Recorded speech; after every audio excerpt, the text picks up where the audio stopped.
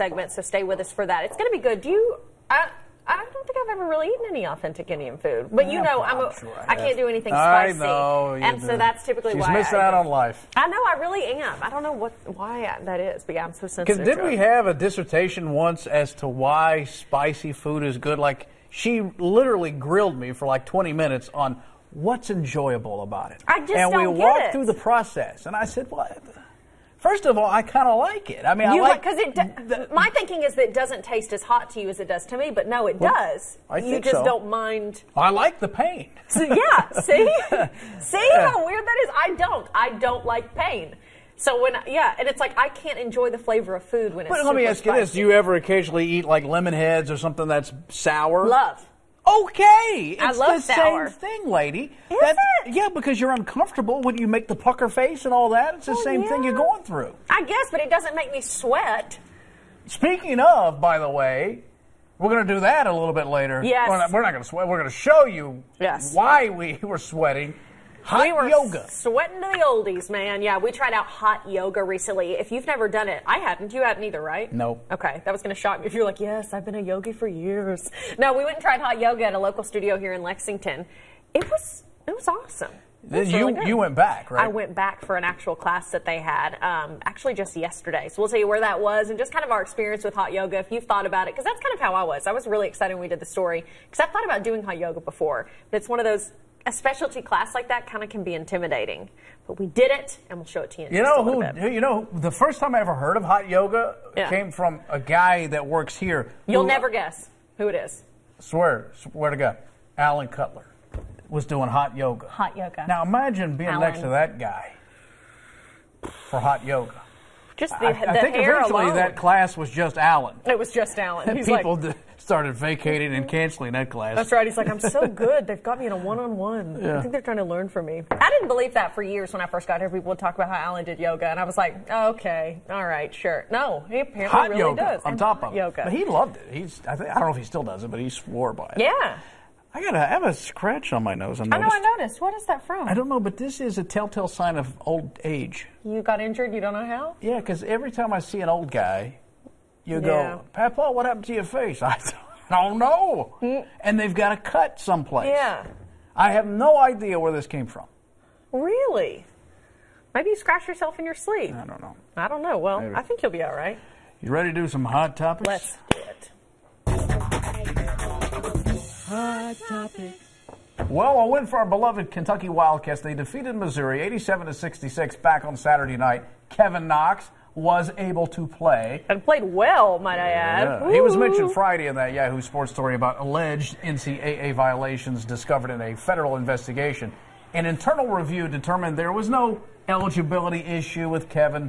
Kentucky hosts Ole Miss on Wednesday, hoping to make 9th straight win against the Rebels. I'm glad Kevin Knox. I mean, the Cats won and in big fashion. That was awesome. One of my favorite moments was when Brad Calipari knocked down that three. Hello, that was awesome. But anyway, in reference to Kevin Knox, he played because, UK looked into these allegations. In that report by Yahoo Sports, Kevin Knox was alleged to have had a meal with a sports agent, and that was the issue. Now, again, and I pointed this out with Matt Jones the other night. Think about that. We're talking about a $13 billion contract the NCAA has with CBS Sports for March Madness.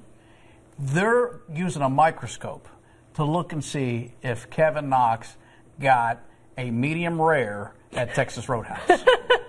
They're going to keep that kid from pursuing his dreams because some guy possibly, which it probably didn't happen, but if it did, that's the concern of the bureaucrats up in Indianapolis. Is let's make sure Kevin Knox doesn't get green beans, baked potato, and a medium rare Dallas filet, which I recommend at Texas Roadhouse. The nerve. Meanwhile, we're raking in $13 billion. Yeah.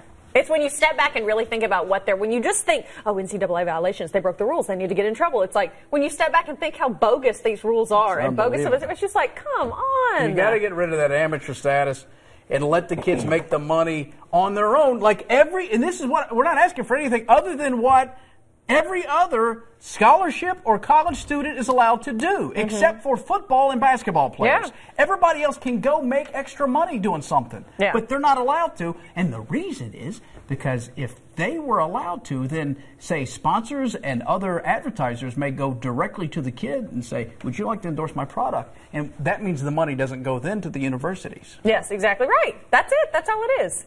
So, anyway, well, go Cats. I'm glad they won. It was a good, big win. And I can't believe this Wednesday's is the final home game of the season. I know. It's like, where quick. did this season go? I know. It's crazy. And then we're off to St. Louis. That's right. For the SEC tournament. We will see what happens there. Okay, have you seen this video? People in our newsroom were screaming over this. Obviously, we've had some serious weather here in Kentucky over the weekend. Some deadly storms, unfortunately, tornadoes. Another big issue from the storms has been flooding. Look at this. Samantha Moore was rolling when she caught the deer, leaping over the railing and jumping into the Ohio River. It happened right in front of the Galt House Hotel. Oh, yeah. I know exactly where that is. Yeah, this morning in Louisville. By the way, we should note the deer is fine. But look at this. Here like we an are Olympic again. category. Here we go. I'm running and I'm getting out of town. And going for the gold. Freedom! That was in Louisville this morning. Like, what? But yes, the deer is fine. We do want to clear that up. We obviously would not show this if the deer was injured in any way. We wouldn't? I don't think so. Yeah, okay. I mean, did we call the deer's parents to check on him? I mean, how do we know the deer's fine? Oh, I love that. My goodness.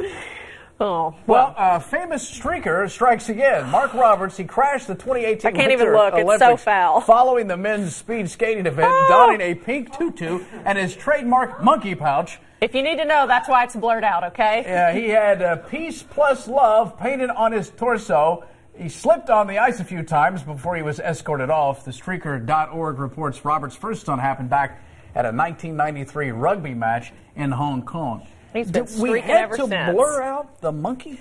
I don't know why we had to do this, because it doesn't show anything. Yeah, you don't see anything other than a monkey. Yes, Jesse. Apparently there's a website called thestreaker.org. Don't look it up on the work computer. Yeah, don't. Okay, look it up at home with your parents' permission. I don't know why we did have to blur this. It shows them. It doesn't show anything. How does the guy get that quick access to an Olympic venue like that? I mean, I'm sure he had clothes on, and then he disrobed. But how do you get out to the ice without? Did he have on security? Skates? Did he have on? I don't. Oh gosh. We can't see. He had on tennis shoes. Oh, he had on tennis shoes. We're told. Well, he's good looking. You got to give him that. Well, he is quite the specimen. My gosh. Okay, that's the perfect dad bod right there. Oh my gosh, he's perfected it. He has been not working out for years. Love handles. Yes, you can get Hang a triple on Lutz. to those. Yeah. Another viral moment from the Olympics. I'm so sad the Olympics are over. I feel like they just started and they're already over. Did you see the Olympic squirrel? A squirrel got loose during Saturday's parallel snowboard competition in South Korea. Watch how close it gets. Hey, sister. Whoa, narrowly missed by an Austrian snowboarder. Narrowly. Look at this. It's amazing that she had the wherewithal and focus not to spill right there. Yeah, that's the thing. I saw somebody on Twitter. I can't remember if it was who it was on Twitter had retweeted this video this week, and it was like, I would be that athlete who has trained my whole life, and I would miss the podium to spare the squirrel. Joking, like, I can't hit it. I wonder if the snowboarder even saw it. Yeah, that's my wonder. If they're looking she's ahead. Probably focused on the next turn point. That squirrel's like, oh. Didn't even see it, maybe. Yeah. Well, a woman on Twitter has caused a conversation on gender reveal cakes, asking, have they gone too far?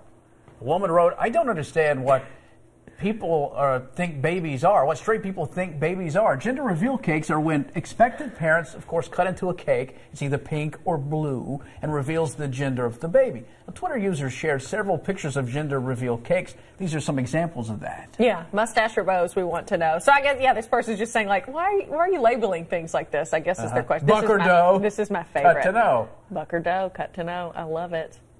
I think people now are just trying to one-up their friend who had a gender reveal. Instead of like pink or blue, boy or girl, they're like, what can I choose? Stud muffin or cupcake. Yeah, that's right. I like gender reveals. I think they're fun.